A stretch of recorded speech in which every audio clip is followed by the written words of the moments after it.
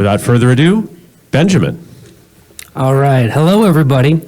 So I got 60 slides, and I have practiced hard to make this a tight 30 minutes so that we can have room for question and answer at the end. So for those of you doing the math at home, that's 30 seconds a slide. So if you are one of those people who studiously takes notes about everything that's on a slide, I'm going to apologize in advance because I'm going to blow right past you. But worry not, it does not escape ephemerally into the ether forever.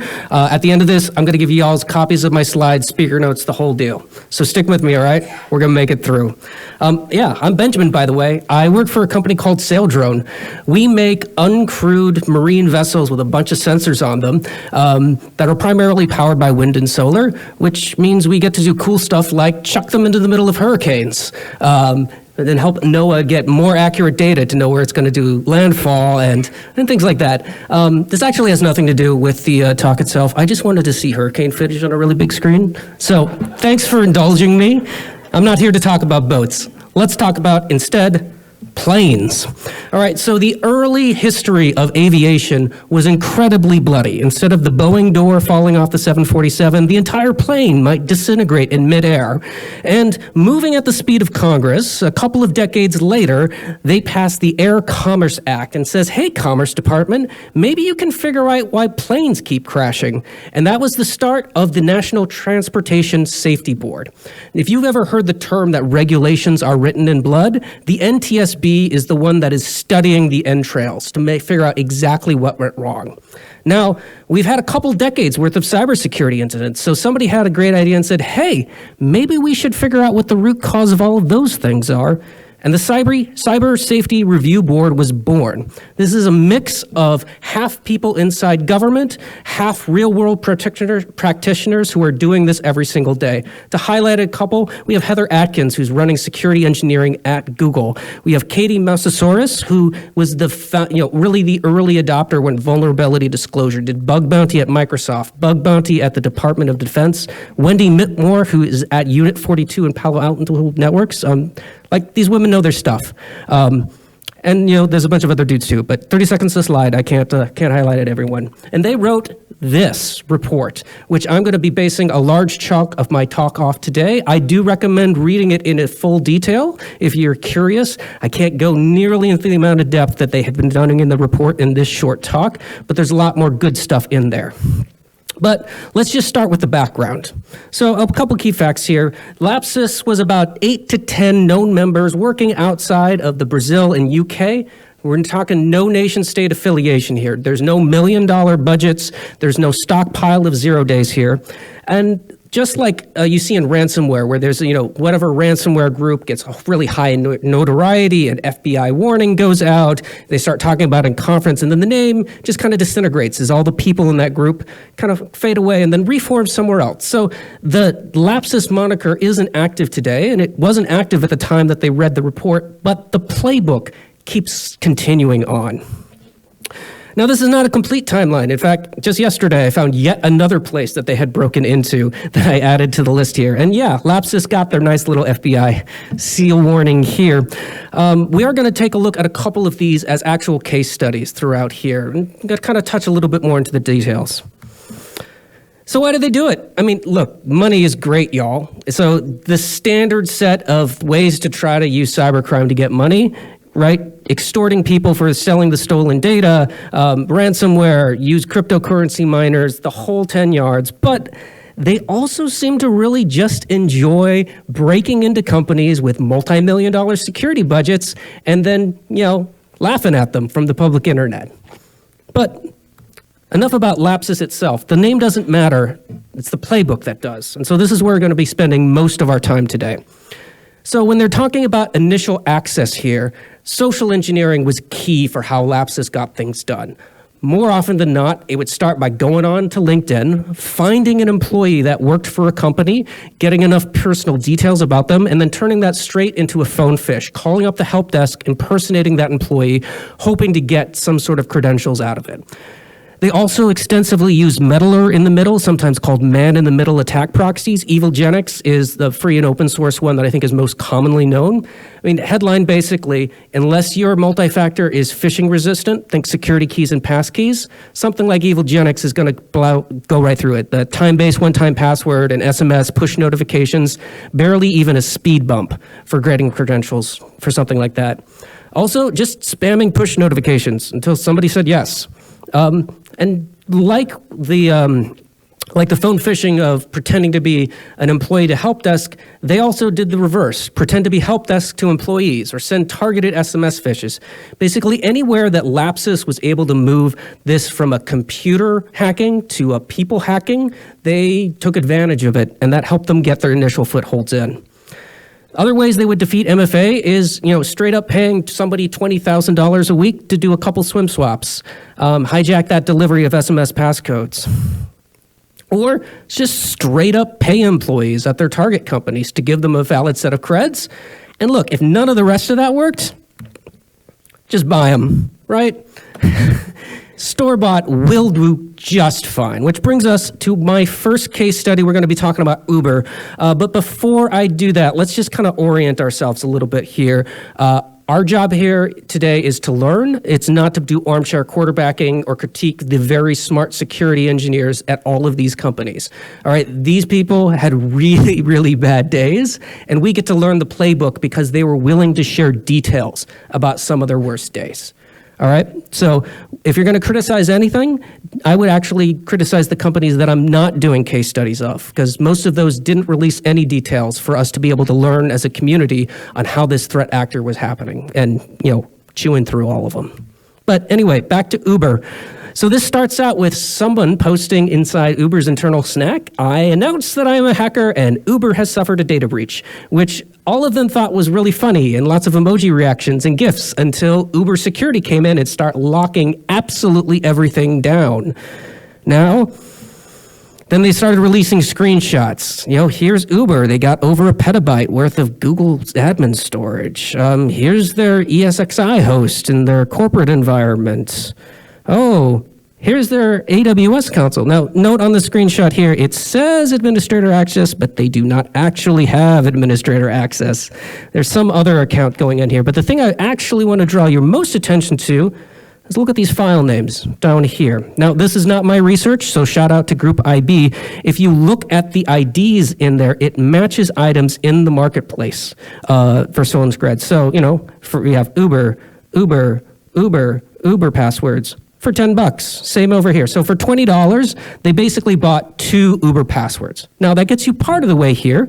Uber's not dumb. They do have multi-factor authentication. So how do they get past that? Look, just spam until they say yes. It's one of those things that really seems silly to me when I first started thinking about it, but as I'm sitting here pausing on this slide for a little bit, I'm pretty sure there's a couple of y'all in this room being like, geez, go to the next slide already, just clear this out here. You can basically annoy people into hitting yes. All right, from there, you go to privilege escalation. Once they were able to sign into Uber's VPN, they scanned that internal network space. In that network space, they found an open SMB share. On that SMB share, they saw a PowerShell script. Inside that PowerShell script was the emergency break glass credentials for Uber's security team to get into their password manager. And once you have admin into the thing that is holding the keys of the kingdom, game over, y'all. But Lapsus used a whole lot of other ways too. I mean, all of this is the standard land and expand that we see from attackers. They're going to get some initial foothold. From that foothold, they're going to see anything they can get access to and try to find something to get to the next level. So, do you have a passwords.xls file? They're going to find it. Find AWS keys in Slack. Lapsus would follow the new user onboarding guide to be able to get access to source code. All of these things to try to get up into that next level. And just in case you think I'm making it up, this is straight from Uber. They purchased the contractor's password and initially two-factor blocked it until they spammed them enough till they hit yes. And that's what caused it.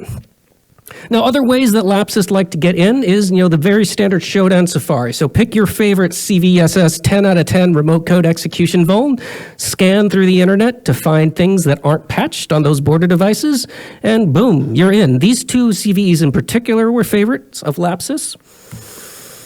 They also used supply chain attacks here. Lapsus really extensively exploited the trust relationships between organizations, and in particular, business process outsourcers, or BPOs, which brings us to the next case study of Okta, or actually Sitel Group, the BPO that they were outsourcing for support desk help requests.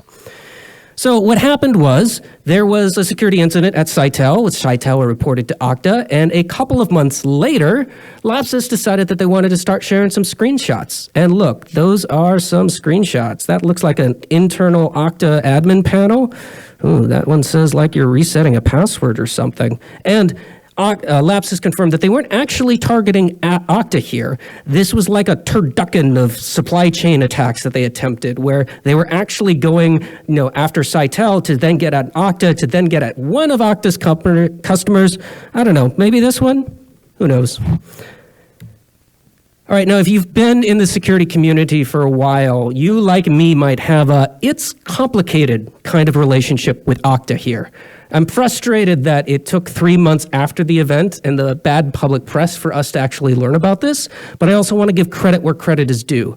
Okta ate their vegetables here. They did the basic security hygiene. They provisioned the access to the BPO through actual least privilege, and they had enough logs captured to be actually able to determine what did and what didn't happen.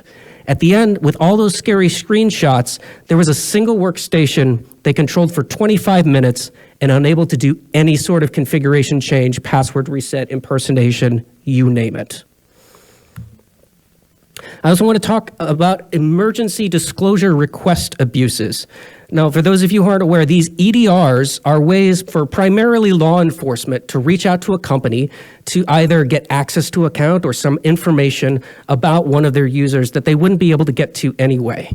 And this process is designed for things that have risk of death or serious physical injury. So these do have very legitimate use cases. And you can see how this really puts companies in a bind, because by definition, they have a very short period of time, and there are legitimate reasons why life and limb will be at risk if this information is not disclosed.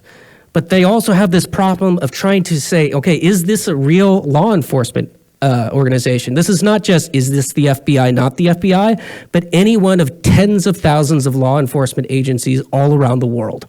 The CRSB had some interviews with researchers on this topic and note in the report that there's at least 112 domains that the researchers found, including ones that actually belong to legitimate international law enforcement agencies that have been leveraged for this type of EDR abuse. So let's talk about Cisco. Now, if you will join me in a bit of reckless speculation here, Cisco Talos did a very excellent write-up, and I do want to give them props to that, but there are some places where they kind of gloss over some details. One, which I think is entirely appropriate, is they start with the initial compromise of a Cisco employee's personal Google account. And we don't know how that happens, but when I compare that to the language of the CRSB, when they're talking about fraudulent EDRs, using that to take over personal accounts and access personal photos, which I gotta say is about the most neutral government report speak that I've ever heard for somebody just straight up lying people to break into their stuff and use the most intimate details about them to screw them over.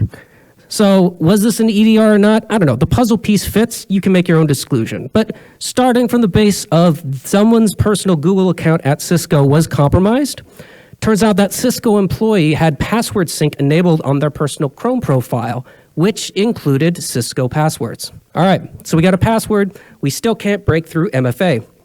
Lapsus impersonated the help desk to the employee multiple times over several days.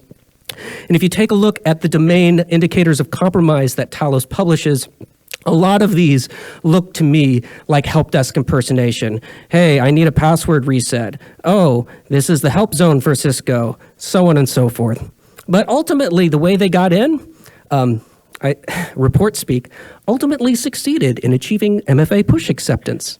Yeah, spammed them till they said yes. All right, so that gives the initial foothold into the VPN. Where do they go from there? According to the report that Talos puts out, they compromised a series of Citrix servers.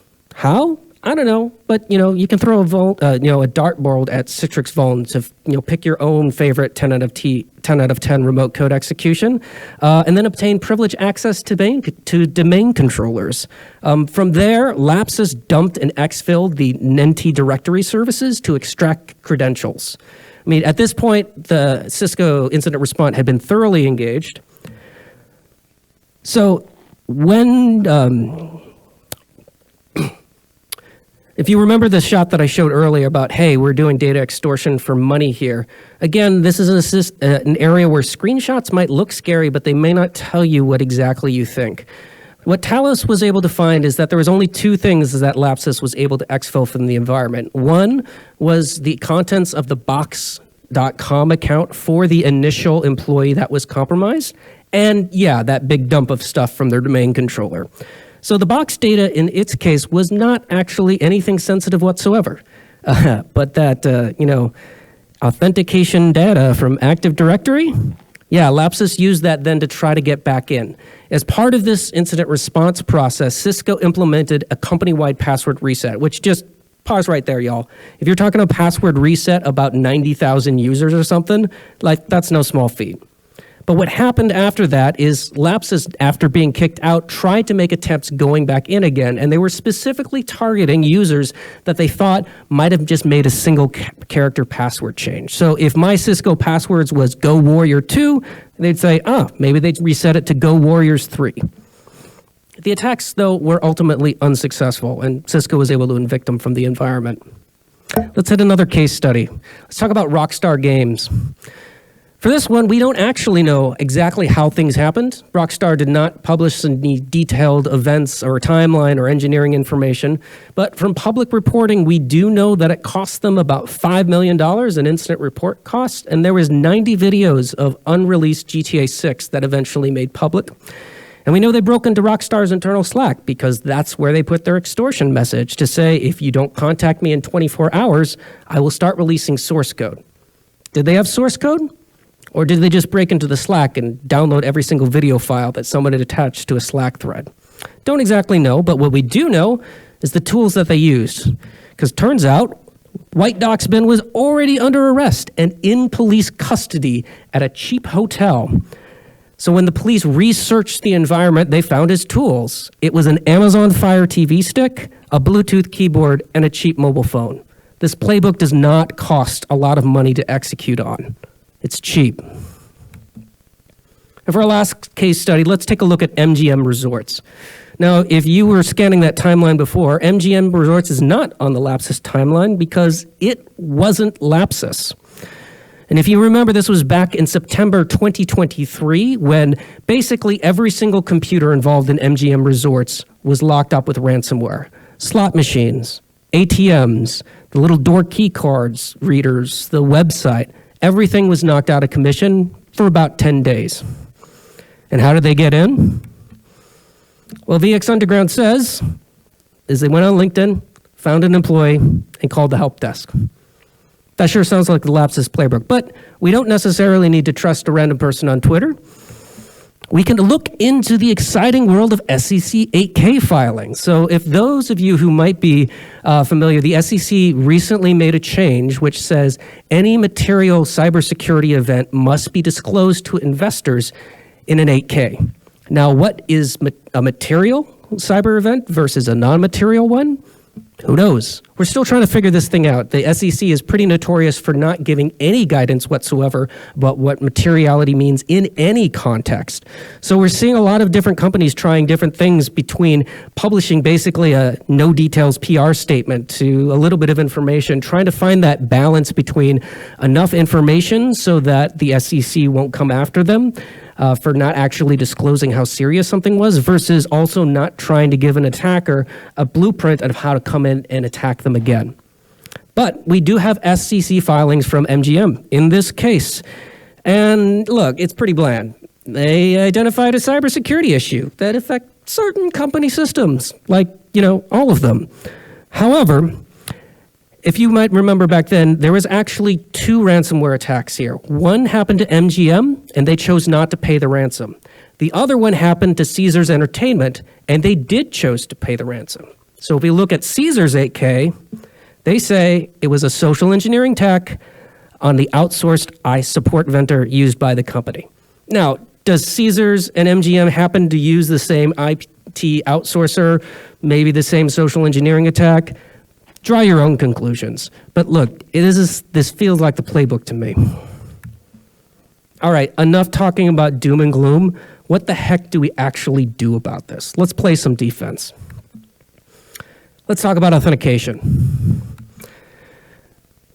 Unfortunately, we now live in a time where the only way that you're going to be able to defend against someone targeting specifically your organization is with phishing-resistant multi-factor. Right? That's security keys and that's pass keys. That push notification, that time-based one-time password, they are definitely a step up, but it's going to be defeated by a teenager who's intent enough to keep coming after you using one of those middle-in-the-middle attack proxies.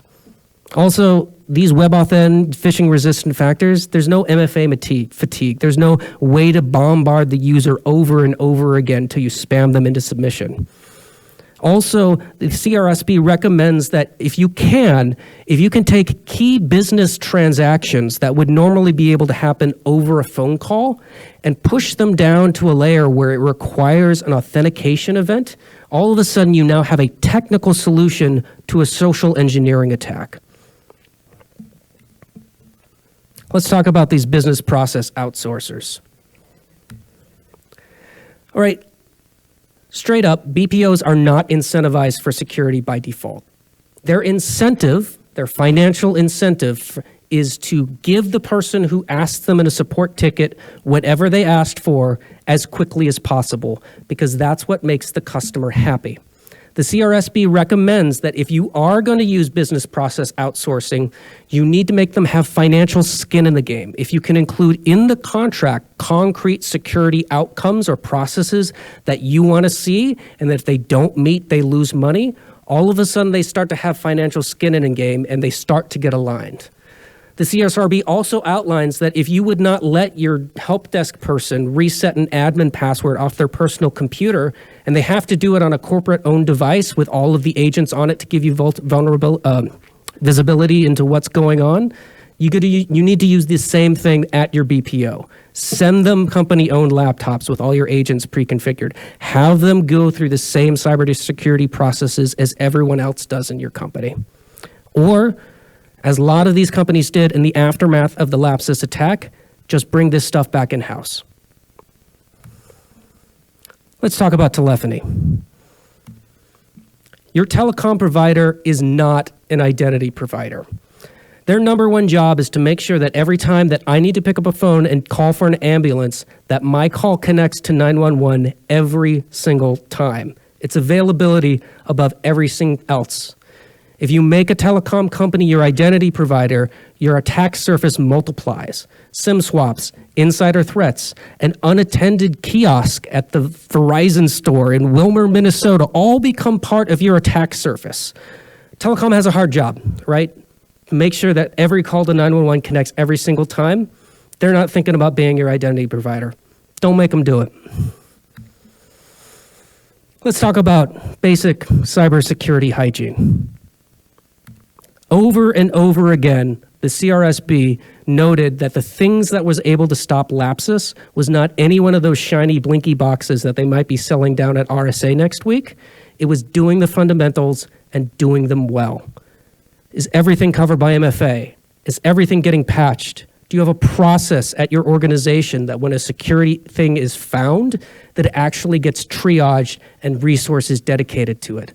Look, y'all, I'm still eating the vegetables at my place, right? These are hard, but these are the things that are going to give you the best security outcomes than any sort of fancy, expensive, AI-driven whatnot. Let's talk about lying. All right, nobody tell my 6-year-old, but lying is good, actually. So, as we saw from that privilege escalation, Lapsus, like so many other attackers, once they gain that initial foothold, they're going to search everything else that they have access to. So if they are looking for passwords.xls, give them a password XLS defined. So shout out to canarytokens.org. You can generate free Canary tokens. You can have a Microsoft Excel document that anytime somebody opens it, you get an alert.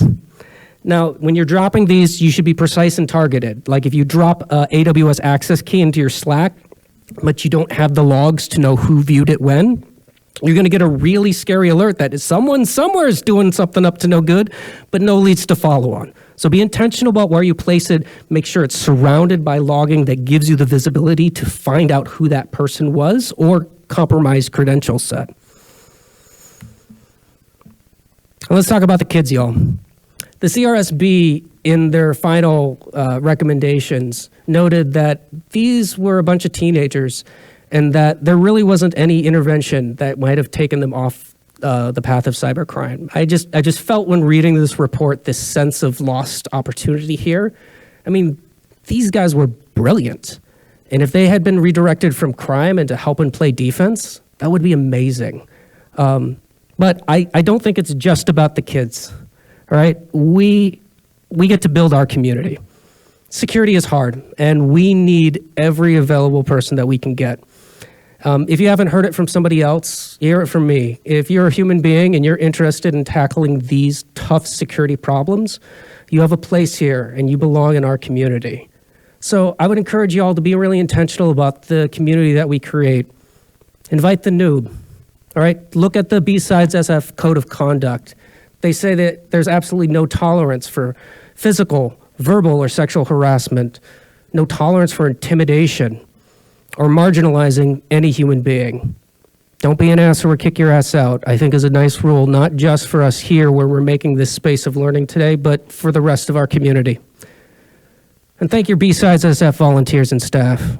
Look, y'alls, there's so much effort and energy that goes into putting something like this, something that's driven by real security practitioners and not by salespeople. Consider volunteering yourself next year. It takes a lot of us to put this all together. And with this, as promised, 60 slides, I hope, in less than 30 minutes. So if you want to get a hold of me, I'm at Benjamin in the BSidesSF Slack. You can hit up my email. As I said, you can get slides. You just click that link, boom, you got it. I am releasing these slides under the Creative Commons non-commercial license. So if you want to take this back to your own company and do a brown bag with some engineers that are interested in learning more, awesome, do it. You want to give a presentation to leadership on how they need to fund security keys? Go for it. If you want to make a Pluralsight course where people pay you to learn more about Lapsus, go pound sand. But with that, let's open it up to questions. All right. Thank you very much, Benjamin. And Benjamin on the B-side Slack. You're easy to find.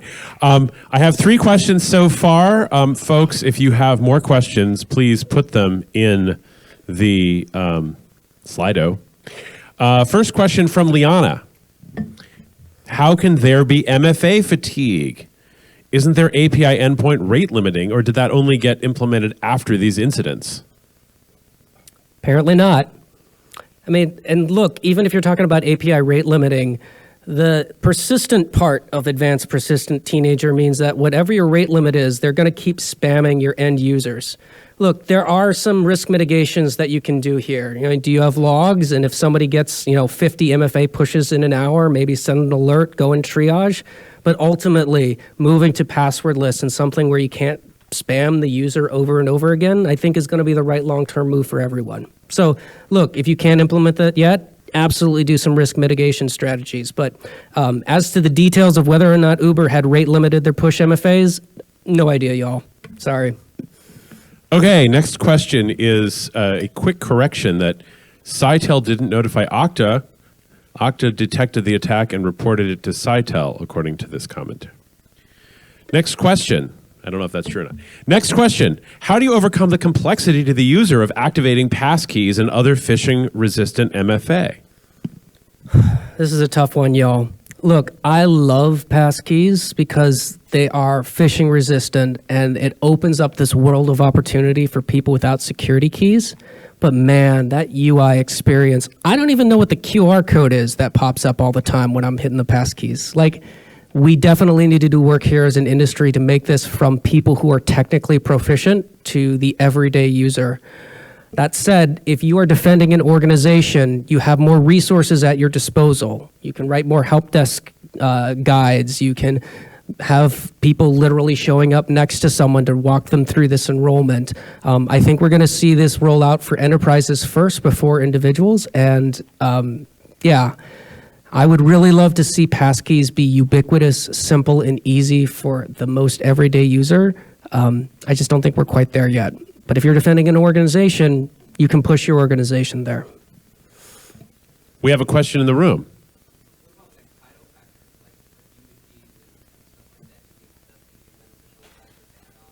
Oh, yeah. So Let me repeat the question for the video. What about FIDO factors like YubiKeys? Will those work? Yeah. So look, there's about 1,000 different names for this. So FIDO, Fast Identity Online, made the initial standard.